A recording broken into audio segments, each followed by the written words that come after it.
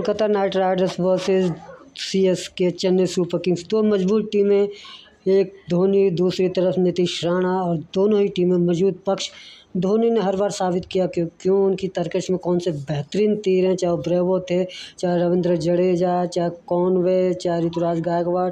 उधर Kolkata Knight Riders की तरफ से नीतीश राणा, रिंकू सिंह, शार्दुल ठाकुर, नारायण स्वागत है आप सभी लोगों को मेरे यूट्यूब चैनल का नाम पैशन ऑफ क्रिकेट और मैं हूं आपका दोस्त रोहित धर्मेंद्र। दोस्तों बात करने वाले हैं आईपीएल में खेले गए चेन्नई वर्सेस केकेआर के बीच खेले गए बहुत ही इंटरेस्टिंग मैच। इंटरेस्टिंग इसलिए कह रहा हूं जिस तरीके से केकेआर के पिछले दो मैचेस में परफॉर्मेंस था और जो कल उन्होंने परफॉर्मेंस दी है, दैट वाज दोनों ही परफॉर्मेंस में मैं कहूँगा बहुत जमीन आसमान का अंतर है। और एक चीज जो मैं हमेशा से कहते आ रहा हूँ, तो केकेआर की बल्लेबाजी की जो स्तंभ है, रिंकू सिंह है, जो आपका नीतीश राणा कैप्टन है, उसके बाद वेंकटेश अय्यर, ये तीन बल्लेबाजी। लेकिन स्पेशली जो कल का मेन इफेक्ट क्या था, गेंदबाजी में थोड़ा सा परिवर्तन और उसका इफेक्ट देखने को मिला। इस सारी विषयों पर चर्चा करूंगा। धोनी कहाँ वो चूक कर गया जिसकी वजह से एक बढ़िया स्कोर होते होते वो रह गया, सारी चीजें। लेकिन उससे पहले आप चैनल पर नए तो चैनल सब्सक्राइब कीजिए और बेल आइकन को दबाना ना भूलिए, जिससे मेरी कोई वीडियो सबसे पहले आप लोगों तक पहुंचे। और जिस तरीके से टॉस हुआ, टॉस चेन्नई ने जीत के पहले बल्लेबाजी करने का फैसला किया और ओपनर ऋतुराज गायकवाड़ और कॉर्नर दोनों ने बेहतरीन शुरुआत की। आई थिंक पहली विकेट 60 के समथिंग गिरी थी और वो फर्स्ट विकेट 31 पे गिरी, लेकिन दूसरी विकेट 61, 7 ओवर की गेंदबाजी हो चुकी थी, 7 ओवर 3 या 4 गेंद। और उस समय दूसरी विकेट जो गिरी है अजिंक्य रहाणे की, और रन रेट उसको अगर हम टैली करते हैं तकरीबन 9 रन प्रति ओवर। वहाँ से बाकी के बचे हुए 12-13 ओवर में चेन्नई सुपर किंग्स कहाँ गलती कर गई, ये एक मेन मुद्दा रहा। इसकी चर्चा आज पूरे दिन हुई है। कल शाम को जब मैच खत्म हुआ उसके बाद सबको ये हैरानी हुई कि इतना बढ़िया स्टार्ट मिलने के बाद सेकंड विकेट पार्टनरशिप इतनी अच्छी हुई, इसके बाद से सडनली से ब्रेक डाउन कैसे हो गया, कैसे कॉनवे, रायडू, ये सब बल्लेबाज है। उसके बाद से आपका शिवम दुबे ने बल्लेबाजी अच्छी की, नॉट आउट गया 48 इस खिलाड़ी ने। लेकिन जो मेन खिलाड़ी इम्पैक्ट छोड़ रहे आईपीएल में वो है शुभमन गिल, वो है आपका जायसवाल, शिवम दुबे। आई थिंक ये खिलाड़ी जो इंडियन प्लेयर है वो ज्यादा इम्पैक्ट छोड़ रहे आईपीएल के अंदर, और बहुत हद तक चांसेस है इनको भारतीय टीम में शामिल होने के। लेकिन हम बात इस समय आईपीएल में खेले गए इस मैच की कर लेते हैं। तो जो नारायण, जो आईपीएल के अंदर केकेआर की मेन स्तंभ नारायण की गेंदबाजी रही, वो अब तक नहीं दिख रही थी। कल के मैच में 4 ओवर 15 रन 2 विकेट, और वो नारायण वाकई में दिखे। और सबसे बड़ा शार्दुल ठाकुर का एज ए बॉलर यूज करना, 3 ओवर 15 रन 1 विकेट। श्रेयस ने भी गेंदबाजी की विकेट लेस रहे। वरुण चक्रवर्ती की गेंदबाजी में 4 ओवर में तकरीबन 28 रन देकर 2 विकेट निकाले। स्पिन अटैक अच्छा रहा, उधर से शार्दुल ठाकुर की गेंदबाजी बढ़िया रही। तो जो एक बढ़िया पार्टनरशिप नजर आई थी। मती रायडू, आई थिंक कहीं ना कहीं इस खिलाड़ी का, ये खिलाड़ी जो है ना फर्स्ट डाउन तक मिड ग्लो में चलता है, उसके बाद से कहीं ना कहीं प्रेशराइज सिचुएशन होती है, रन रेट को बढ़ाने का एक जिम्मा बन जाता है। और वहाँ पर ये आई थिंक इस खिलाड़ी ने तकरीबन 7 गेंदों में 4 रन बना। तो वो दिखता है कि कहीं ना कहीं आप प्रेशर था रन रेट को बिल्डअप करने का। और उसके बाद से शिवम दुबे का बेहतरीन प्रदर्शन एक तरफ से चल रहा था पारी, और वो कहीं ना कहीं उसके नीचे दबते हुए नजर आ रहे थे। मोइन अली 1 रन पर आउट हुए, रविंद्र जडेजा 20 रन, और धोनी। सबसे बड़ी चीज जो इस पूरे आईपीएल के अंदर, अगर मैं चेन्नई सुपर किंग्स की या धोनी की एक बड़ी गलती जिसे मैं बताना चाहूंगा वो कहूँ, तो कुछ मैचों में ना धोनी को अपने आप को अपर साइड रखना चाहिए, जहाँ सिचुएशन आउट ऑफ कंट्रोल सी नजर आए। जैसे इस मैच में था कि जब दूसरी विकेट अजिंक्य रहाणे की गिरी, उसके बाद से रायडू की विकेट गिरी, देन मोइन अली की विकेट गिरी, वहां पर वो अपने आप को प्रमोट कर सकते थे रविंद्र जडेजा से पहले। या वो जो रहाणे की विकेट गिरी और रायडू की विकेट गिरी, वहां पर भी वो अपने आप को प्रमोट कर सकते थे, मोइन अली को स्लो डाउन कर सकते थे। आपका कॉनवे की विकेट और अजिंक्य रहाणे की विकेट के बाद भी अपने आप को प्रमोट कर सकते थे। तो वो एक पोजीशन ऐसी थी जहां आप अपने हाथ खोल सकते हो, और वो वहां पर एक स्टेबिलिटी चाहिए थी आपको। वहां पर अगर धोनी अपने आप को इंट्रोड्यूस करते, अपने आप को प्रमोट करके उस जगह खुद बल्लेबाजी करने आते, तो शायद जो 20-25 रन का स्लो डाउन दिखा ना, वो नहीं दिखता। कि धोनी कैपेबल है अच्छे स्कोर बनाने के लिए, और सिंगल डबल में तो बहुत माहिर है। लेकिन इस सब के बावजूद कोलकाता नाइट राइडर्स की गेंदबाजी इम्पैक्टफुल रही, बढ़िया रही। नीतीश राणा की कप्तानी अच्छी रही। गेंदबाजी में अगर मैं बात करूँ वैभव अरोड़ा को शामिल किया गया, पिछले मैच में नहीं था, जिसकी मैंने बहुत ज़्यादा जिस पर चर्चा की थी। 4 ओवर 30 रन 1 विकेट, हर्षित राणा 2 ओवर 19 रन, चक्रवर्ती, नारायण और ठाकुर, इन 3 गेंदबाजों ने बेहतरीन प्रदर्शन किया। तकरीबन तीनों ही गेंदबाजों ने 11 ओवर का स्पेल आपस में बांटा, लेकिन वो एक इम्पैक्टफुल दिखा, उसका असर दिखा। और जो एक बड़ा स्कोर हो सकता था चेन्नई सुपर किंग्स के लिए, वो 144 रन पे ही विकटें यार 5 गिरी, 6 विकेट गिरी, लेकिन 144 रन पे वो चेन्नई सुपर किंग्स 20 ओवर में सिमटती हुई नजर आई, बिना विकेट हाथ में रहने के बावजूद। और ये बहुत दुखदायी होता है कि जब आपके पास विकेट है, उसके बाद भी आप T20 जैसे मैचेस में 144 रन नहीं बना पाते। लेकिन धोनी कैपेबल है, धोनी के पास एक अच्छा क्या कहते हैं ब्रेन है, जो उनके उत्कृष्ट कंधों पे नजर आता है, तो वो यूज कर सकते थे अपनी कैपेबिलिटी के हिसाब से। उनके उनके तर्कश में बहुत अच्छे तीर है, और सबसे बड़ी बात उनकी रणनीति बहुत है। और ये दिखा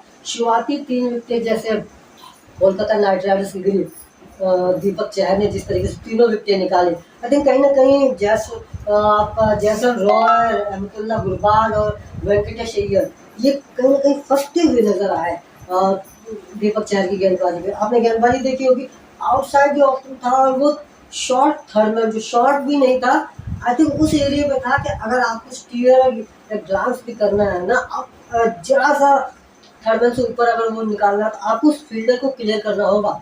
और वो एक धोनी की एक, मैं ये कहूँगा कि उनकी जागरूकता कितनी है, किस फील्डर को किस पोजीशन पर कहाँ रखना, ये देखने लायक था। उन्होंने उस पोजीशन पर रखा कि आपको हवा में खेलना ही होगा।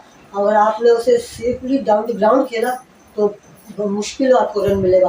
और उसी कोशिश में ये तीनों विकेट गिरी, 2 विकेट, 1 विकेट जो आपकी पहली गिरी जैसे रॉय की गिरी, वो प्रतिना ने कैच आउट किया बाउंड्री लाइन पर, लेकिन उसके बाद दोनों विकेट शॉर्ट थर्ड मैन से जस्ट पहले आउट किए गए, और ये बेहतरीन कप्तानी थी। उसके बाद रिंकू सिंह और नीतीश राणा, 2 मेन स्तंभ केकेआर के, और शायद यहाँ पर इन दोनों ही खिलाड़ियों ने कोई गलती नहीं की, लेकिन उसके बावजूद धोनी जैसा कप्तान, गेंदबाजी में इनके पास एक बहुत बढ़िया विकल्प रहे हैं। तुषार देशपांडे अब तक तो बढ़िया गेंदबाजी करते नजर आए हैं। मोइन अली के पिछले कई मैचेस में प्रदर्शन शानदार रहा है। मैं ठीक से ना अब तक आईपीएल में इस चेन्नई सुपर किंग्स जितने भी मैच खेले, आई डोंट थिंक सो कि इन्होंने कोई परफॉर्मेंस दी है। पतिना के एक आध मैचेस अच्छे गए हैं।